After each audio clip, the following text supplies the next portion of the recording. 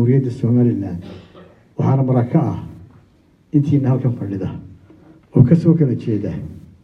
dhammaan gobolada Jamhuuriyadda Soomaaliland law yaado taleex iyo badhaynta u dhaxaysa walaalayaal 13 November 2017 waxaynu u dareeray doorashadii lixaad ee ka dhacday Jamhuuriyadda Soomaaliland oo ahayd doorashadii madaxtooyada xisbiga wadani أنا ومهندق يا دمان حبنيس وهاي دورتين إن النقضة مشرح مدحويني صاحب كي محال علينا مشرح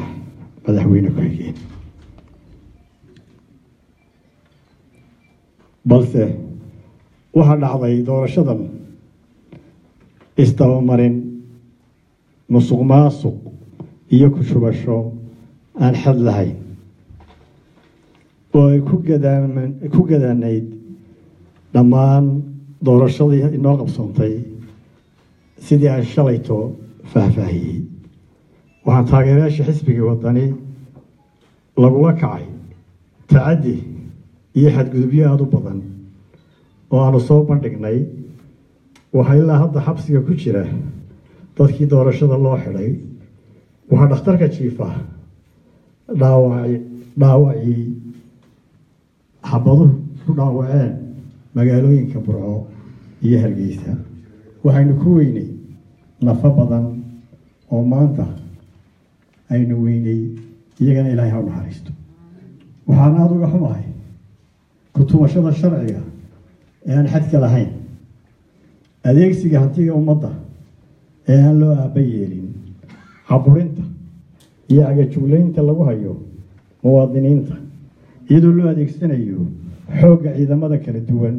ee qaranka Soomaaliland ee loogu talagalay inay dadka cadawga ka difaacaan sugaana amniga shacbiga reer Soomaaliland waxaan idin sheegayaa inaan ciidan dalkan ku xukumi karin caburin agajuglayn iyo cudun ciidan midnaba waxaan soo jeedinayaa in shacbiga laga daayo xaalad abuurka iyo kicinta iyadoo meelaha aan loo baahnayn magaalooyin iyo xaafado gaar ah la geeyay ciidamo aad u tiro badan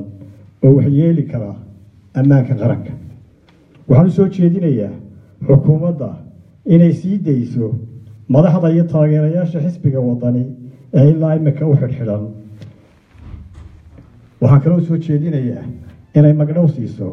dadkii ciidamadu dhaawaceen iyo kuwii dhintayba waxaan ka xumahay masuqmaasuqa sicir bararka dhaqaalaha bulshada oo halkii ugu hooseeyay maraya maanta iyada oo ilaa hadda ay xidhan yihiin dhoofkii xoolaha nool oo lafdhabar u ahaa dhaqaalaha dalka xisbiga wadani isagoo ogsoon inaanay dalka ka dhicin doorasho xor oo xalaali loona adeegsaday xooggii iyo xoolihii qaranka si xisbiga kulmiye talada ula wareego gar iyo gardarrada xisbiga wadani isagoo qiimeynaya muhiimadda nabadgelyada deganaanshaha iyo horumarka dadka reer Soomaaliland tacab dheer u soo mareen isla markaana tixgelinaya duruufaha kala duwan ee muwaadiniinta Soomaaliland xisbiga wadani isagoo maanka ku haya in mar uu la gaari doono doorasho xalaal ah iyo dalkoo barwaaqo ah oo xaqiijiyay himilada ummadani lahayd ee ahayd in Soomaaliland madax bannaan oo dunidu aqoonsan tahay kana mid ah beesha caalamka markaan la tashaday xisbiga waxaan qaatay maanta go'aan qadhaadh oo aan hubo inaanu farax gelinaynin taageerayaasha codkooda la boobay kaasoo ah mid lagu badbaadinayo midnimada ummadda Soomaaliland iyo ammaanka qaranka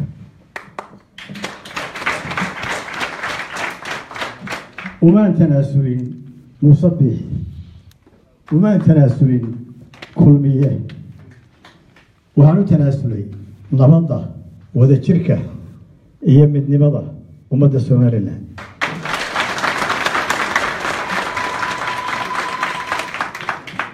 waxaan go'aansaday inaan natiijada gacan ku samayska ah ee la dhowdhoobay aan aqbalo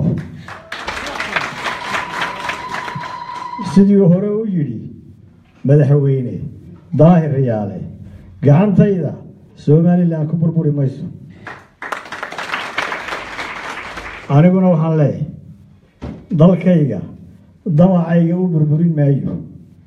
dadkaygana dhiigooda u daadin maayo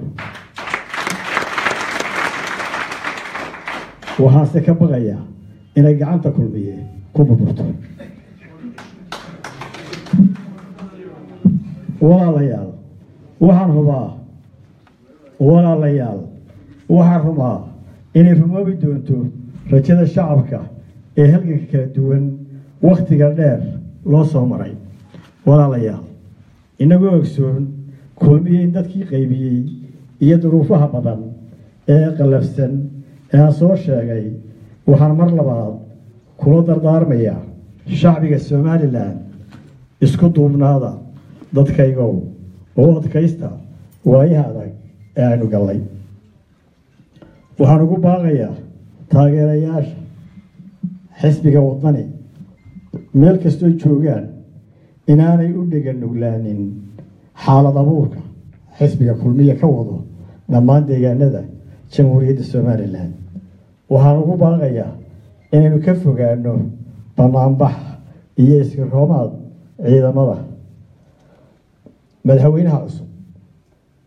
wuxuu la kowsaday oo islaahay wuxuu ku faraxashay dhiig waxaa la sheegayaa hadda in xabadi burca ka socoto dad dhintay iyo dad dhaawacina ay jiraan waxaan ugu baaqayaa in la badbaadiyo dhiigga shacbiga Somaliland ee waxba galabsan Somaliland ha guulaysato xisbiga wadani ha guulaysto insha Allah waxaynu badbaadinaynaa Somaliland idinkuna aad iyo aad baan idinku mahadnaqayaa السلام عليكم ورحمة الله وبركاته